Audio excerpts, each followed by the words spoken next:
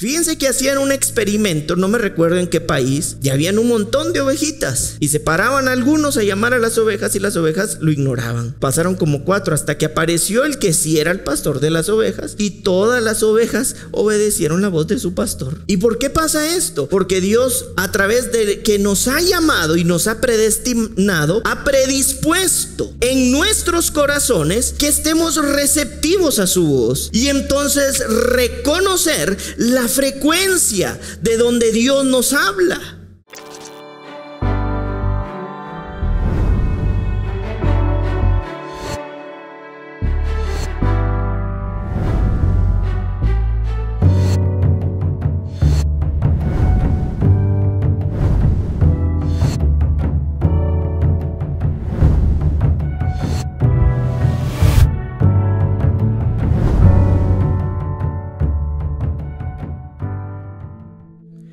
Muy bien, vamos a dar inicio, ¿verdad? Con la enseñanza del día de hoy. A la enseñanza del día de hoy le hemos puesto por nombre Pasos en una nueva realidad. Estuvimos viendo por 2 semanas más o menos sobre cómo nosotros vivimos un constante proceso, ¿verdad? Y cómo este proceso nos conduce a la meta, al objetivo o al propósito de Dios. Y la meta o el objetivo o el propósito de Dios es que cada día podamos crecer más a la medida y a la estatura del varón perfecto, ¿verdad? ¿Y quién es ese varón perfecto? Pues Jesucristo, ¿verdad? Y vimos también cómo entonces todas las situaciones, todos los escenarios, todos los desafíos contribuyen para nosotros poder ser perfeccionados por medio de la vida espiritual. Es decir, las situaciones, los desafíos son ayudas a una obra más gloriosa y más profunda que está ocurriendo en nuestras vidas. Entonces los escenarios desafiantes no vienen a destruirnos, ¿verdad? Y eso es parte de un proceso de regeneración y de renovación en el entendimiento, porque generalmente tomamos los desafíos, los escenarios desafiantes como un enemigo, ¿verdad? Entonces de ahí es donde muchas veces jugamos un papel no necesariamente acorde a lo que Dios nos ha llamado. Esto no quiere decir, y también lo veíamos, que transitemos escenarios donde muchas veces podamos dolernos, ¿verdad? Donde somos disciplinados. Aprendíamos sobre la palabra disciplina, que significa enseñar, instruir, ¿verdad? Nosotros generalmente relacionamos la disciplina con regaño, pero Dios nos da la capacidad para sobrepasar esos escenarios y además ser perfeccionados en su gracia y en su presencia perfecta. Entonces eso hemos estado viendo en las últimas enseñanzas, y recientemente yo me he topado con algunas personas que en algún momento caminando en esta realidad presente de lo eterno, me he dado cuenta que a veces nos cuesta perdonar, ¿verdad? Y es un aparente desafío que creo yo que en Jesucristo tenemos las herramientas nosotros para vencer, y cómo a través de esta gloriosa gracia en la que estamos podemos avanzar de manera poderosa en ese escenario. Y eso es parte, quizá no me voy a detener en paso 1, míralo, paso 2, llámalo, paso 3, cuélgale, ¿verdad? Pero sí quiero que lo podamos entender desde una condición que nos permite realizar este tipo de acciones como resultado de la obra de Jesucristo en nuestros corazones. Y aquí les quiero hacer una pausa. El Espíritu Santo es derramado sobre nuestras vidas, y desde este plano objetivo, se podría llamarlo de esta manera, porque viene de afuera y es una sola verdad, produce en nosotros un comportamiento y una conducta que es modificada por esa vida objetiva de Dios. Entonces yo creo que muchos de nosotros a veces no logramos dimensionar, o terminamos haciéndonos muchas preguntas que pueden ser resueltas a través de esta palabra gloriosa en la que nosotros avanzamos. Amén. Así que vamos a dar inicio leyendo lo que dice Le hemos dado duro al libro de los Hebreos, pero el escritor de los Hebreos nos dejó mucha riqueza. Es más, es uno de los libros que más contienen la enseñanza, si lo vemos así, de un nuevo pacto, ¿verdad? Y vamos a ir al capítulo 8 de los Hebreos, versículo 1. Y dice de la siguiente manera: ahora bien, el punto principal de lo que venimos diciendo es que tenemos tal sumo sacerdote, el cual se sentó a la diestra del trono de la majestad en los cielos, ministro del santuario y de aquel verdadero tabernáculo que levantó el Señor y no el hombre. Porque todo sumo sacerdote está constituido para presentar ofrendas y sacrificios, por lo cual es necesario también éste tenga algo que ofrecer. Así que si estuviese sobre la tierra, ni siquiera sería sacerdote, habiendo aún sacerdotes que presentan las ofrendas según la ley.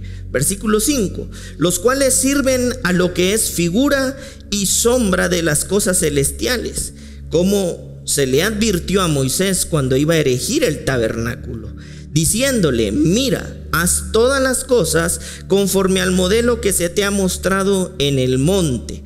Versículo 6: pero ahora tanto mejor ministerio es el suyo, cuanto es mediador de un mejor pacto, establecido sobre mejores promesas. Porque si aquel primero hubiera sido sin defecto, ciertamente no se hubiera procurado lugar para el segundo. ¿De quién está hablando ahí? Del linaje del sacerdocio. Versículo 8: porque reprendiéndolos dice: he aquí vienen días, dice el Señor, en que estableceré con la casa de Israel y la casa de Judá un ¿qué? Nuevo pacto, no como el pacto que hice con sus padres el día que los tomé de la mano para sacarlos de la tierra de Egipto, porque ellos no permanecieron en mi pacto, y yo me desentendí de ellos, dice el Señor. Por lo cual, este es el pacto que haré con la casa de Israel después de aquellos días, dice el Señor. Pondré mis leyes en la mente de ellos y sobre su corazón las escribiré, y seré a ellos por Dios, y ellos serán por mí por pueblo. Y ninguno, versículo 11, enseñará a su prójimo, ni ninguno a su hermano, diciendo: conoce al Señor, porque todos me conocerán, desde el menor hasta el mayor de ellos. Versículo 12: porque seré propicio a sus injusticias, y nunca más me acordaré de sus pecados y de sus iniquidades. Y versículo 13 dice: al decir nuevo pacto, ha dado por viejo al primero, y lo que se da por viejo se envejece y está próximo a desaparecer. Este versículo 13 no es ningún desafío a los que pasan de cierta edad, ¿eh? Como el joven que está cumpliendo 55 años, que dice: de plano, como estoy viejo, me estoy envejeciendo, estoy próximo a desaparecer. Pero vamos a darnos cuenta que pasa algo verdaderamente glorioso, y por eso es importante que también, y hacer un paréntesis aquí, que te congregues y que puedas estar presente, porque hay secuencia, ¿verdad?, dentro de lo que nosotros enseñamos. Hace básicamente, si no estoy mal, entre 3 a 4 semanas para atrás estuvimos aprendiendo lo que el apóstol Pedro escribía en una de sus cartas, aduciendo a lo que en esta nueva vida, en esta realidad presente, por medio de su Espíritu Santo, tenemos. Es decir, ahora nosotros que caminamos en esta realidad presente, donde Dios no está lejos de su pueblo, y que no solamente está con su pueblo, sino además ahora en este nuevo pacto Dios está en su pueblo, vemos uno de los grandes beneficios que tiene este nuevo pacto. Y uno de los grandes beneficios de este nuevo pacto es que somos portadores, por medio de la gracia de Dios, del Espíritu Santo de Dios. Y esto lo tenemos que tener muy presente porque es nuestra realidad presente. Muchas veces nosotros, al ignorar esto, es que caemos en momentos de soledad, por ejemplo, porque seguimos creyendo que Dios nos tiene de lejos. Allá está su pueblo, ¿verdad? Allá está mi Dios. Pero resulta que Dios cambió, de alguna manera renovó, estableció un nuevo pacto que tiene entonces, como aprendíamos hace unas semanas, y decía el apóstol Pedro, una realidad presente. Y dentro de los beneficios de esta verdad o realidad presente es la presencia espiritual de Dios. ¿Y en dónde está esta realidad espiritual de Dios? ¿En quiénes? En sus hijos. ¿Derramado en quién? En sus hijos. En piedras que están vivas o muertas. Vivas. Entonces esto es glorioso y es poderoso porque nos hace saber que el cambio de pacto de Antiguo Testamento al Nuevo Testamento quiere decir entonces que por condición es superior. ¿Y por qué es superior? Porque tenemos el Espíritu Santo derramado en nuestros corazones. Hay una parte donde dice la Escritura, en este capítulo que vimos, donde Dios ya nadie le enseñará a otro. Y ojo aquí, la Escritura está utilizando esto no porque la Escritura esté contradiciendo el mismo establecimiento de hermanos en la fe dentro de un cuerpo, sino que Dios estaba diciendo, en otras palabras, o el escritor estaba diciendo que iba a haber un tiempo donde Dios iba a ser revelado, y entonces al ser revelado será conocido. Eso es parte de los beneficios de este nuevo pacto en donde nosotros caminamos. Su presencia en nosotros que nos lo revela. Ahí está, en el 11. Y ninguno enseñará a su prójimo ni ninguno a su hermano, diciendo: conoce al Señor, porque todos me conocerán, desde el menor hasta el mayor de ellos. ¿Y qué hemos aprendido en la carta del apóstol Pedro? Este ya no es Pedro ni Pablo, va Pedro. Del apóstol Pedro, que hay dos tipos de conocimiento: la epignosis, que es necesaria, que es la que se nos habla y se nos informa, y la epignosco, que es la revelación de esa palabra en nuestros corazones. Entonces a esto está haciendo referencia el escritor del Hebreo, de los Hebreos, diciendo que la forma de conocer a Dios será personal, porque Dios nos la revelará, nos revelará su corazón, nos mostrará su rostro. Es hacia eso que se dirige esto, no de yo no necesito, yo me las sé todas. No, es en un tema revelacional y relacional de una comunión con Dios. Ahora bien, vemos en el versículo 1 que este glorioso nuevo pacto, en donde nosotros estamos establecidos y fundados, y el Espíritu Santo derramado en nosotros, dice que tuvo un autor principal. Y este autor principal, según el versículo 1, es el sumo sacerdote. La palabra sumo es un adjetivo, pero que califica. Ustedes saben que los adjetivos califican al sustantivo, ¿verdad? Entonces este adjetivo sumo está calificando al sustantivo. ¿Y quién es ese sustantivo? El sacerdote. Entonces le está dando una calidad superior a este sacerdote, a diferencia de otros sacerdotes que no tenían esta condición. Es decir, este sacerdote es superior a los otros sacerdotes. Y si este es el sumo, seguramente es porque hay otros sacerdotes. Si no, sería el único sacerdote. Pero aquí claramente nos está diciendo el sumo, el superior. Es de alguna manera que el escritor a los hebreos nos está diciendo que el autor principal de esta nueva vida espiritual, en esta nueva realidad, fue establecido por el mayor de los sacerdotes, el supremo sacerdote, el sacerdote que reina, el sacerdote que gobierna. Y por eso mismo dice: este sumo sacerdote se sentó a la diestra de la majestad. ¿En dónde? En los cielos. Es decir, este sacerdote es superior a cualquiera. Tal vez aquí sería bueno que nos recordáramos que antes existían un grupo de sacerdocios o de sacerdotes, mejor dicho, que habían sido escogidos. Los sacerdotes no podían autoescogerse. Aún en el Antiguo Testamento, cuando existía el linaje arónico o levítico de los sacerdotes, era porque Dios había escogido esos sacerdotes.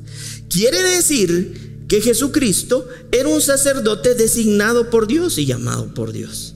Es decir, Él no se autoproclamó.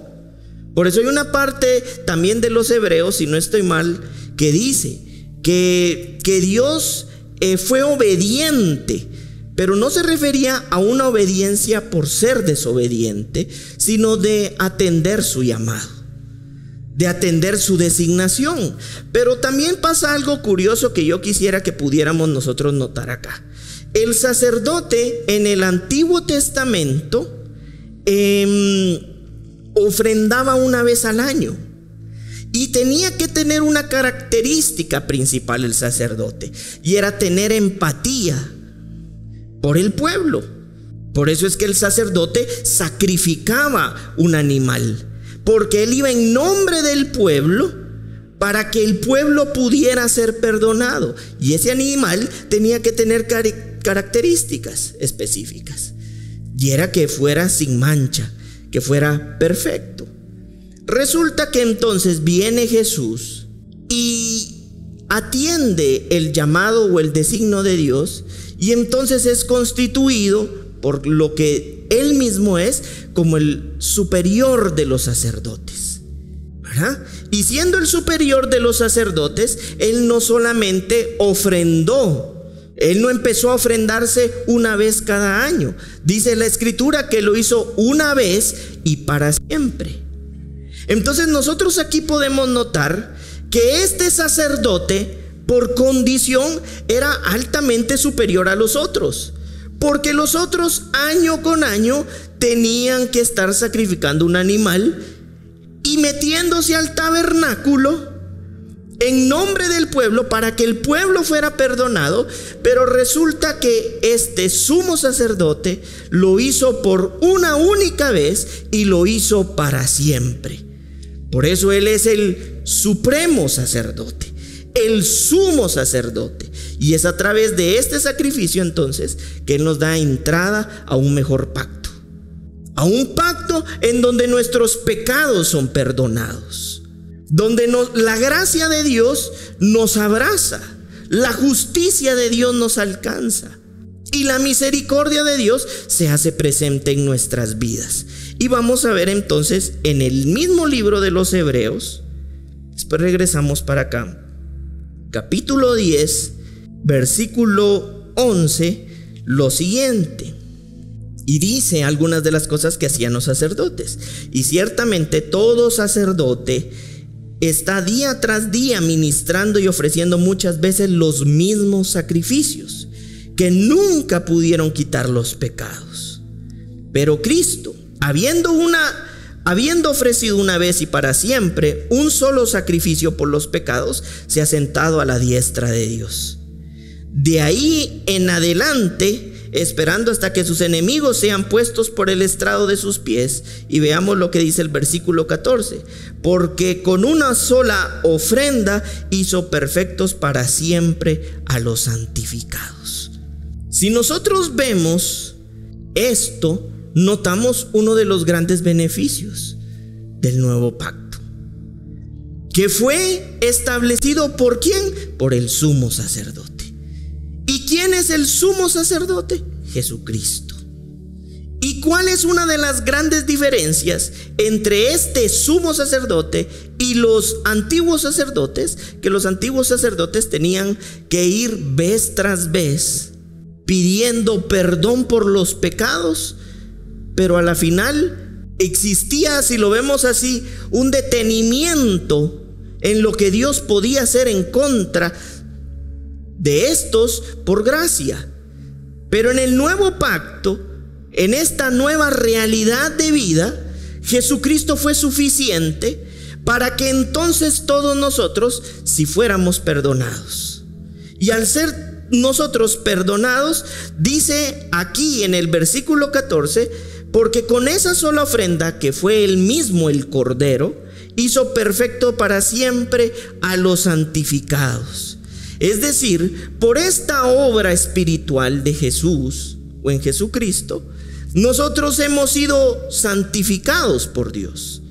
Y como hemos sido santificados y estamos en ese proceso permanente y continuo de santificación y de perfección, es que la obra restauradora de esta realidad presente de la vida del Espíritu Santo en nosotros, con nosotros y entre nosotros, la que entonces nos permite ahora caminar en una realidad de vida abundante y poderosa, gloriosa, porque tú ya no caminas en la ausencia del Padre o en ausencia de Dios, sino Dios estando en ti camina contigo.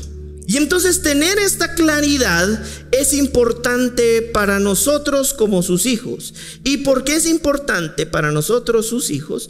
Porque entonces en el proceso renovador de abrirnos a esta experiencia presente del Espíritu Santo derramado en nuestros corazones, seguramente vamos a afrontar con entendimiento la misma vida, porque ya no la enfrentas o afrontas desde un vacío o desde un imaginario o solamente a través de lo que sientes, sino de lo que es. ¿Y qué es lo que es? Que el Espíritu Santo está presente. ¿Y en dónde está presente? En sus hijos. Entonces nos damos cuenta que estamos en el pacto eterno de Dios, que es superior a los desafíos, a la vida, a los escenarios. ¿Por qué? Porque por medio de su Espíritu Santo tenemos la presencia que ni el mismo cielo contiene, pero que ha sido derramado en el corazón de sus hijos. Hay pastores que yo solo como que lo sé. Por eso dice el libro de los Hebreos que en esta nueva vida del Espíritu, de este nuevo pacto en Jesucristo, es Él el que se da a conocer.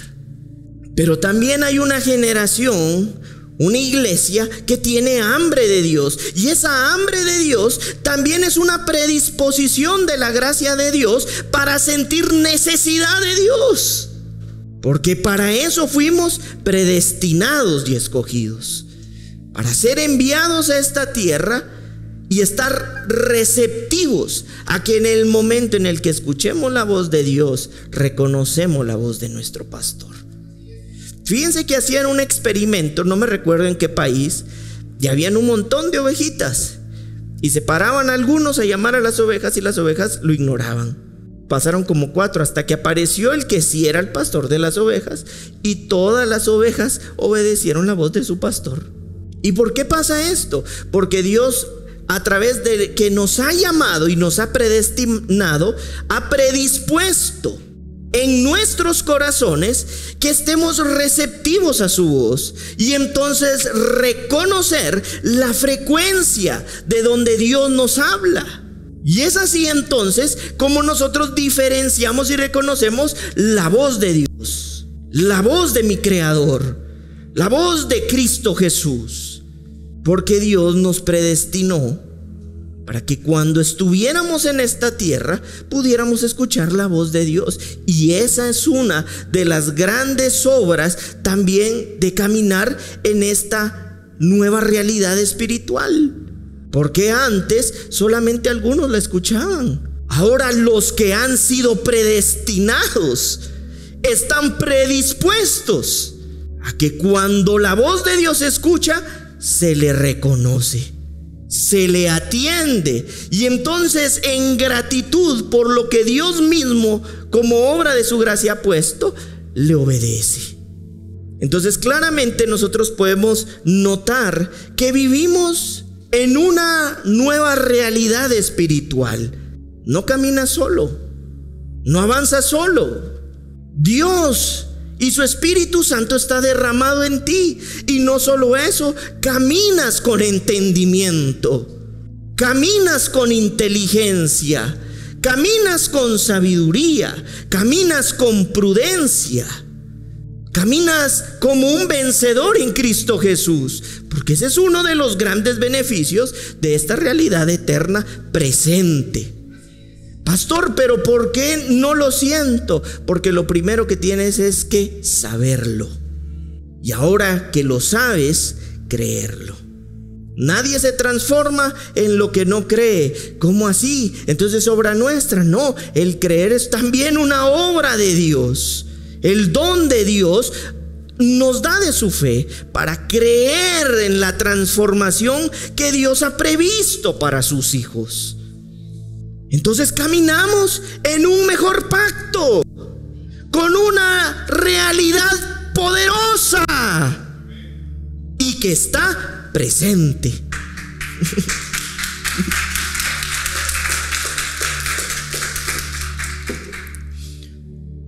Por eso nosotros podemos darnos cuenta de que, como decías tú cuando nos ministrabas por medio de la palabra, no podemos caminar como víctimas.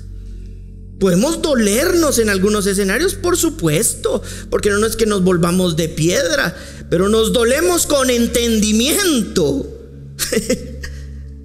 Nos dolemos con inteligencia, nos dolemos con sabiduría. ¿Te das cuenta que es distinto? Por eso Jesús decía: yo soy el camino, la verdad y la vida. La verdad, realidad, del griego aletheia, que es contrario a la ilusión y que son hechos. Es un hecho que tenemos el Espíritu Santo, no una ilusión, es un hecho. Y tenemos el camino. Yo soy el camino, dijo Jesús. Es decir, yo soy el procedimiento, yo soy la vía, yo soy la forma de llegar a esa realidad. Y entonces, ¿qué hizo Él para tender ese puente y constituirse como el mediador? Entregar su vida, morir, resucitar, ascender y descender. Les conviene que me vaya. ¿Qué más evidente que eso? Que el gran sumo sacerdote, el superior de los sacerdotes, nos estaba diciendo en dónde está, dónde nos convenía estar.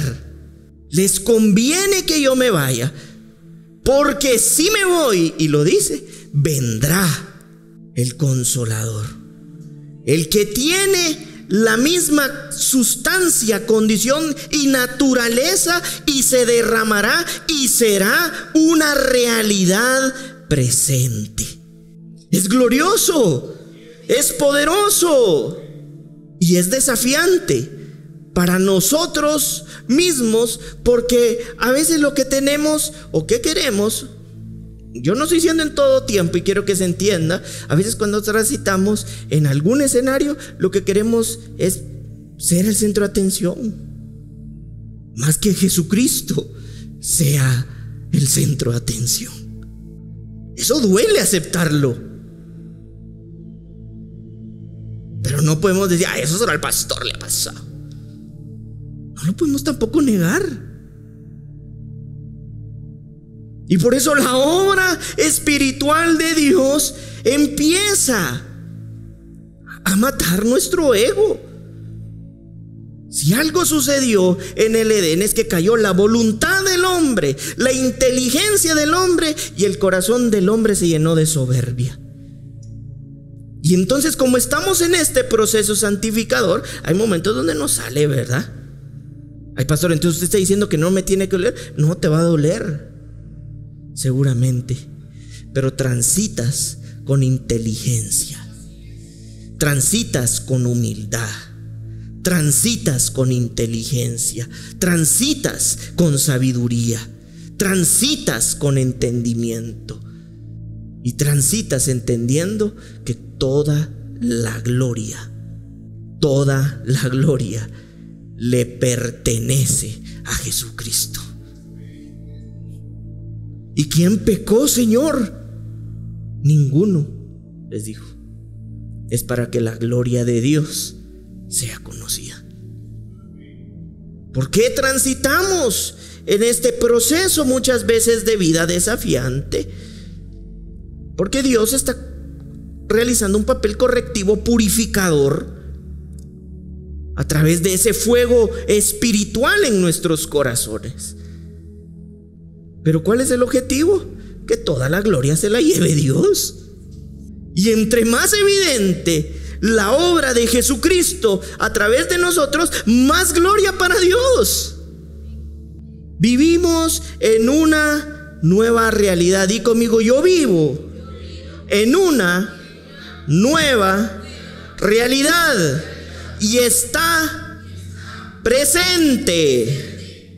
¿Quiénes lo creen?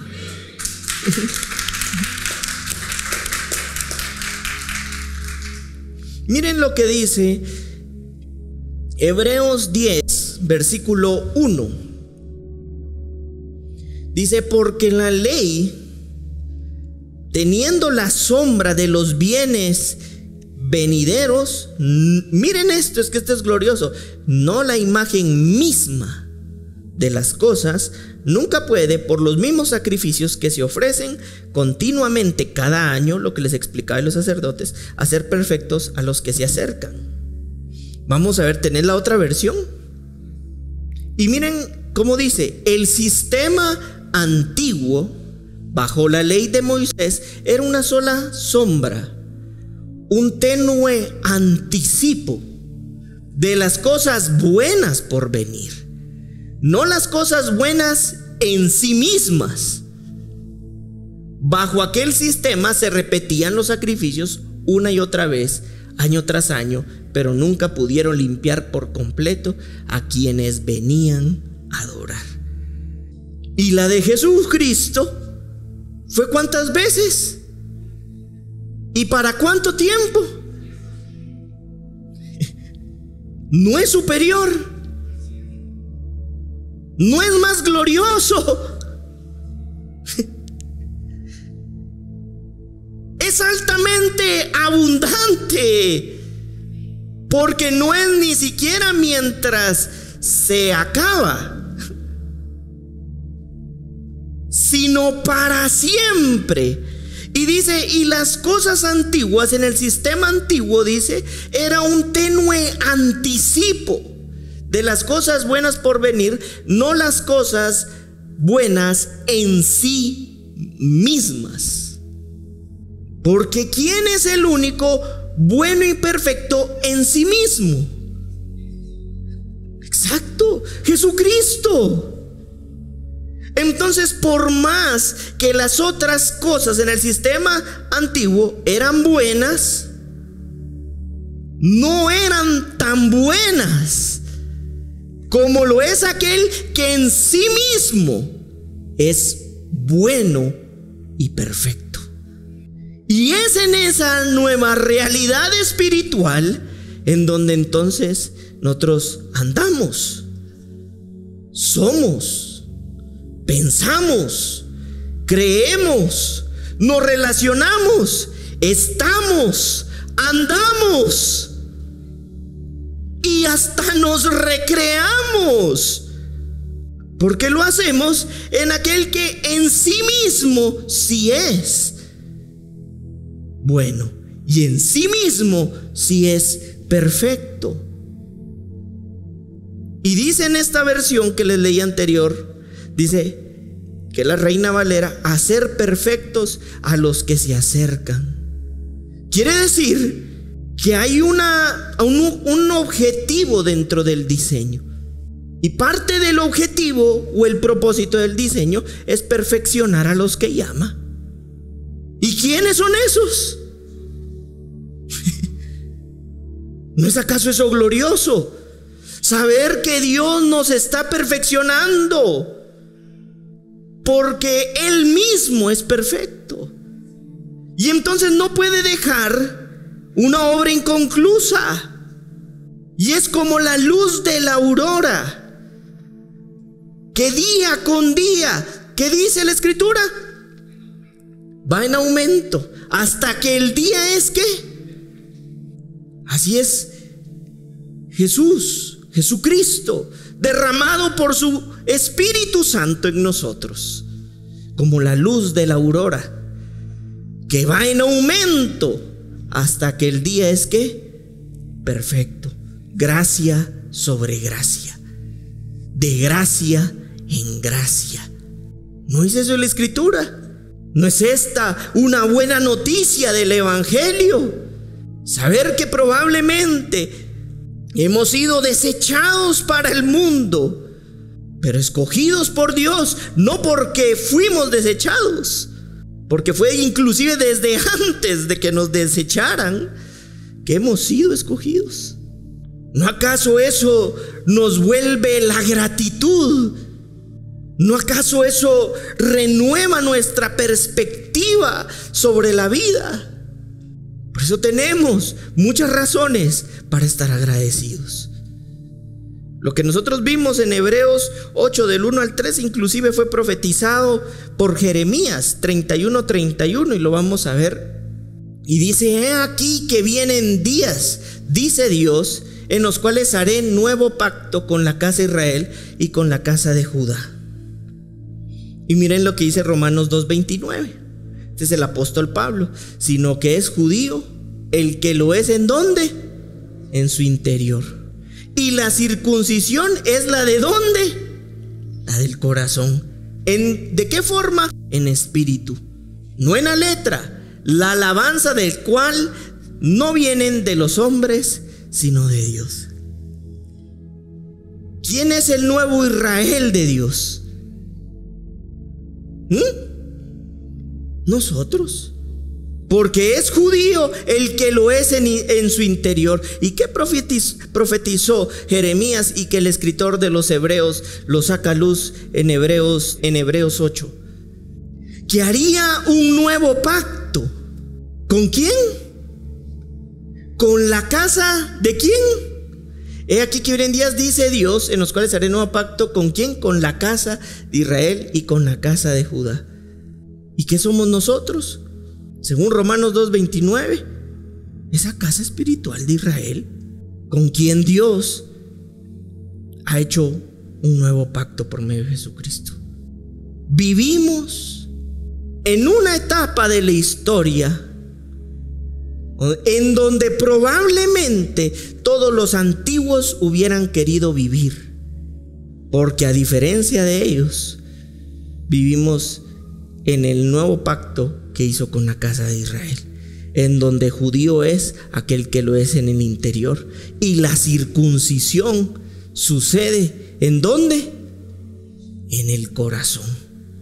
Otro de los grandes beneficios del Espíritu Santo, de este nuevo pacto, es que el Espíritu Santo circuncida la carne, la humanidad de nuestros corazones. ¿No es acaso esto superior? Y por eso, ¿quién lo tuvo que realizar? El sumo, el superior de todos los sacerdotes. Y no lo hizo año tras año, lo hizo una vez y para siempre. Pastor, es que yo no puedo en esta humanidad. Sí, en esta humanidad, pero sí lo puedes hacer por medio del Espíritu, que circuncida la humanidad de tu corazón. Inclusive en el Antiguo Testamento hay un momento en donde Jeremías, en el libro de las Lamentaciones, está el pueblo completamente destruido. Hay quienes creen que lo hizo sentado en medio de toda la destrucción de Israel, porque él les había profetizado, les había dicho. Pero si ustedes leen el libro de Lamentaciones, es un libro en donde Jeremías señala el error, el pecado, la idolatría del pueblo, pero todo el tiempo muestra la gracia y el amor de Dios. Y estando en un Antiguo Testamento, en Lamentaciones 3:23, él decía, en ese escenario completamente destruido, llorando, entristecido por la desobediencia de un pueblo, y en medio de toda la destrucción de Israel, él decía: y nuevas son cada mañana, grande es tu fidelidad. Y hay otra versión que dice: y sus misericordias son nuevas cada día. En un Antiguo Testamento. ¿Te imaginas tú si en un Antiguo Testamento sus misericordias son nuevas cada mañana? ¿Cómo no en esta nueva vida? En esta nueva realidad de vida. Por eso es que vemos, de verdad, y esta es solo la introducción para lo que quería decirles. En 2 Corintios 5:17 vemos: de modo, entendiendo lo que hemos ido entendiendo, que si alguno está en Cristo, ¿qué es? Una nueva creación. Las cosas viejas pasaron, he aquí, todas son hechas nuevas. Y esto es resultado de lo que pasa en Juan 3:3, de lo que explica Jesús en Juan 3:3. Y en Juan 3:3 Jesús explica sobre el nuevo nacimiento. El nacer de nuevo es otro de los beneficios que tenemos estando en este nuevo pacto. Y que por medio de su Espíritu Santo somos entonces una nueva criatura. Pero hoy yo lo quiero enfocar también y amarrarlo a lo que decía el apóstol Pedro, que hemos visto unas semanas atrás. ¿Qué decía el apóstol Pedro en 2 de Pedro 1:4? Por medio de las cuales nos ha dado preciosas, dice, y grandísimas promesas, para que por ellos llegaseis a ser, ¿qué? Participantes de la, ¿qué? Naturaleza divina, habiendo huido de la corrupción que hay en el mundo a causa de la concupiscencia. Es decir, en esta realidad presente espiritual, en esta parte de la carta del apóstol Pedro, él se dedica a hablar de una serie de virtudes. A esta añádele esto, a esta añádele esto. ¿Pero por qué lo decía? ¿Solo porque quería imponer carga a los hermanos judíos creyentes y que estuvieran mal? No, porque él sabía que en esta realidad espiritual que vivimos, Dios nos ha dado una nueva naturaleza. Por eso nos ha hecho, como leímos en 2 Corintios 5:17, una nueva criatura. Somos una nueva creación que participa de una nueva naturaleza. Y por eso, antes de esto, el apóstol Pedro decía que nos hizo participar de la vida y de la piedad. ¿Y cuál es una de las características de la vida eterna de Dios? Principalmente que es eterna y que es autoexistente. Pero ¿cuál es el deseo de Dios? ¿Que esta vida espiritual eterna solamente exista? No, sino por medio del don de vida, compartirla con sus hijos, y por medio de esa vida darles la capacidad, darnos capacidad. Somos una iglesia a la que Dios ha llamado para ser capaces, para ser abundantes, para ser poderosos en medio de los escenarios. Pero necesitamos toda una reconfiguración de nuestro subconsciente que se cree todo menos lo que es en Cristo. Y ahí hay una labor, como decía el apóstol Pedro, de recordarnos permanentemente cosas que creemos que sabemos. Hay virtudes en esta nueva vida como parte de esta realidad presente, que necesitan de un desarrollo espiritual. Y Dios ha puesto y colocado en ti una predisposición para tú escuchar la voz de Dios, para que Dios se muestre a tu vida, para que puedas entender y captar la frecuencia desde donde Dios te habla. La palabra participante, lo tenemos aquí, viene del griego koinonos y significa que mutuamente pertenecen y comparten la comunión. De esta palabra también viene la palabra koinonía. Estamos en koinonía, compartiendo El apóstol Pedro entonces estaba diciendo: nosotros somos de los que comparten una comunión como la de un asociado de la nueva naturaleza divina.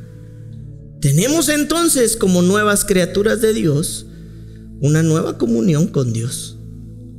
Y la comunión no solamente del deseo de querer tener la comunión, sino de que compartimos algo que nos une. ¿Y qué es eso que nos une? La nueva vida espiritual. Y miren lo que dice Juan 20, y quiero que lo veamos, que es hacia esto que quiero que logremos. 20:20. Este es Jesús resucitado, y dice: y cuando les hubo dicho esto, les mostró las manos y el costado, y los discípulos se regocijaron viendo al Señor. Entonces Jesús les dijo otra vez: paz a vosotros, como me envió el Padre, así yo también os envío. Y habiendo dicho esto, sopló y le dijo: recibid al Espíritu Santo.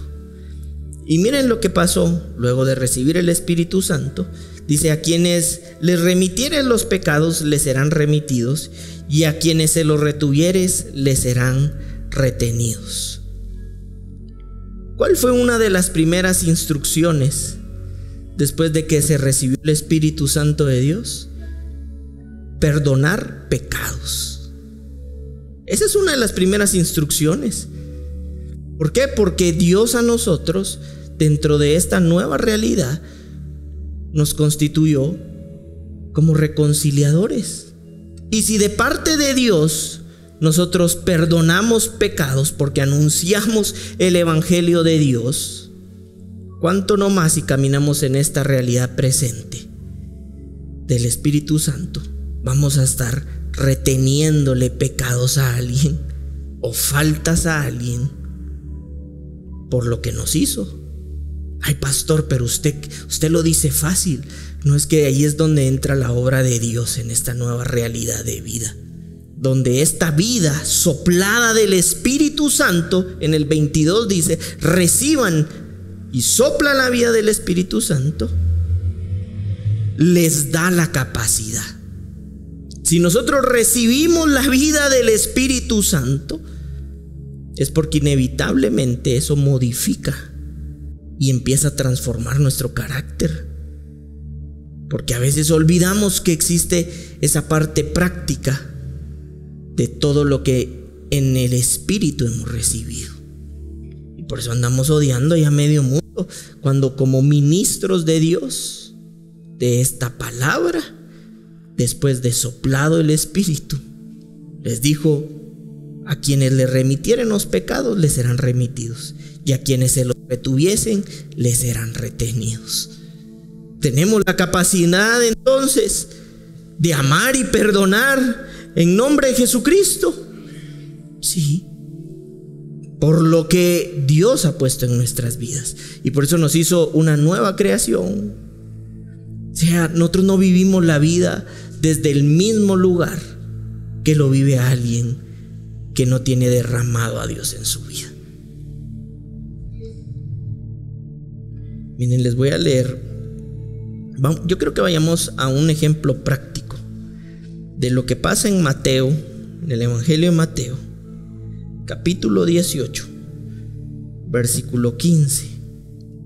Miren lo que dice acá: por tanto, si tu hermano peca contra ti, ve y repréndele, estando tú y él solos. Si te oyere, has ganado a tu hermano. Si no te oyere, toma aún contigo a uno o dos. Toma para que en boca de 2 o 3 testigos conste toda palabra. Si no los oyere a ellos, dilo a la iglesia. Y si no oyere a la iglesia, tenle por gentil y publicano. Versículo 18. De cierto os digo que todo lo que atéis en la tierra será atado en el cielo, y todo lo que desatéis en la tierra será desatado en el cielo. Versículo 19. Otra vez os digo que si 2 de vosotros se pusieran de acuerdo en la tierra acerca de cualquier cosa que pidieren, les será hecho por mi Padre que está en los cielos. Versículo 20. Porque donde 2 o 3 congregados en mi nombre, allí estoy yo en medio de ellos. Versículo 21. Entonces se le acercó Pedro y le dijo: ¿cuántas veces perdonaré a mi hermano que peque contra mí? ¿Hasta 7? Y Jesús le dijo: no te digo hasta 7, sino aún hasta 70 veces. ¿Cuántas? 7. ¿Cuál es el contexto desde donde Jesús está enseñándonos esto? Un conflicto. Hay un problema. Nos dice quiénes son los que están dentro del conflicto. Pues tal vez no lo dice exactamente. Y este se está peleando contra este. Pero parece curioso que el que le pregunta a Jesús sobre el perdón es Pedro. Es probable que era Pedro el que estaba metido ahí en su conflicto. Pero al parecer Pedro no era el que había generado el conflicto. Pedro era el afectado. Pero miren qué poderoso esto. Jesús, ¿qué estaba buscando en este contexto? La unidad. La unidad del Espíritu. La unidad del reino. Entonces llegó un momento en donde Pedro, siendo dañado por algún otro hermano, le pregunta: ¿y cuántas veces tengo que perdonar yo a mi hermano? Y Jesús le dice: hasta 70 veces 7. Vamos a ver. Jesús le dijo: no te digo hasta 7, sino aún hasta 70 veces 7. ¿Saben por qué? Porque en el primer plano Jesús le enseña a Pedro a perdonar desde su condición humana. Pero cuando le dice hasta 70 veces 7, Jesús le estaba enseñando a perdonar desde una condición suprema o eterna. Cuando la Escritura menciona números así de grandes, no es porque ese número sea específico, sino es alegórico, que podría representar en muchos casos como decirle infinitas veces. Es decir, Pedro ese día aprendió que por medio de la vida del Espíritu no solamente perdonaba porque tenía la capacidad humana de perdonar, sino además por la vida espiritual que había recibido y por el bien de la unidad del reino y del propósito de Dios, desde una naturaleza superior que está predispuesta porque es la de Dios, puede hacerlo infinitas veces. ¿Y sabes qué es lo que muchas veces ocurre? Que a los que necesitamos perdonarnos somos a nosotros mismos. En Cristo hemos sido perdonados, pero nosotros mismos no nos hemos perdonado. Y en el Señor, por el que vivimos en esta realidad presente, estamos capacitados no solo para perdonar 7 veces, sino hasta 70 veces 7, es decir, las necesarias. Este no es un permiso para andar ahí equivocándonos para perdonarnos, pero si necesitamos ser perdonados, recordemos que hemos sido capacitados para perdonar. Y hay una parte aquí donde dice atar y desatar, en el 18. Miren lo que significa la palabra atar. Viene del griego deo.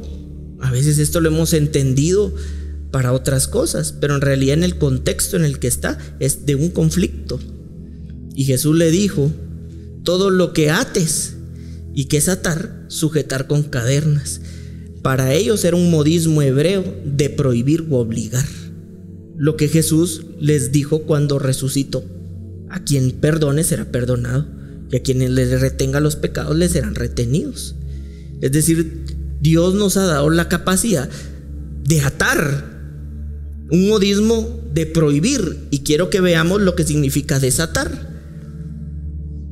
Desatar significa soltar, liberar, desamarrar algo para que no permanezca ligado, liberar algo que se encontraba retenido, desatado, sin cadenas o ataduras, para realizar su destino en Cristo. Todo este contexto en donde Jesús está explicando esto hacía referencia a la capacidad que Dios a nosotros en esta realidad en este nuevo pacto, tenemos de desatar, de perdonar todas las veces que sean necesarias, porque hemos sido capacitados por Dios y por medio de su Espíritu Santo para no mantener ligado algo a nuestros corazones que nos pueda detener en el avance. Porque hay ciertas cosas que a veces son mínimas comparadas con todo lo eterno, pero dice la Escritura que a veces las pequeñas zorras son las que se comen todo el viñedo. Y cuando nosotros caminamos en esta vida espiritual, ignorando que tenemos la capacidad por medio del Espíritu de desatar, de perdonar, andamos cargando el odio contra todo el mundo, olvidando dar lo que por gracia hemos recibido. Y si es necesario perdonarnos a nosotros, hagámoslo, porque solamente por medio de la vida del Espíritu es que nosotros podemos darnos cuenta que Dios nos ha dado la capacidad de amar, de amarnos, de bendecir y de bendecirnos. Y si algo como Jesús estaba ejemplificando acá era que por sobre todas las cosas permaneciera la unidad de Cristo. Entonces, que no sean nuestras diferencias, olvidando en esta vida poderosa y gloriosa en la que caminamos, la que nos detenga, porque parecen mínimas, pero a veces son las pequeñas zorras.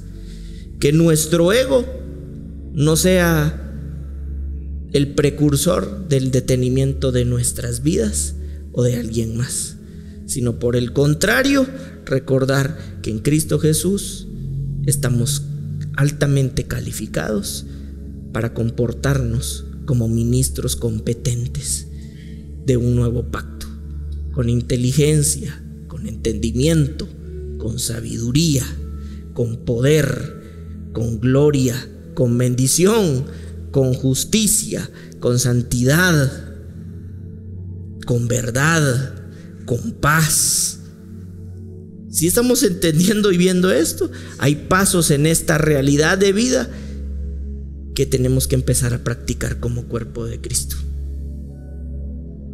Y el perdonar lo realizamos desde esta nueva vida en donde hemos sido establecidos. Y dice también la Escritura que nuestra vida se afina en nuestra relación con los hermanos.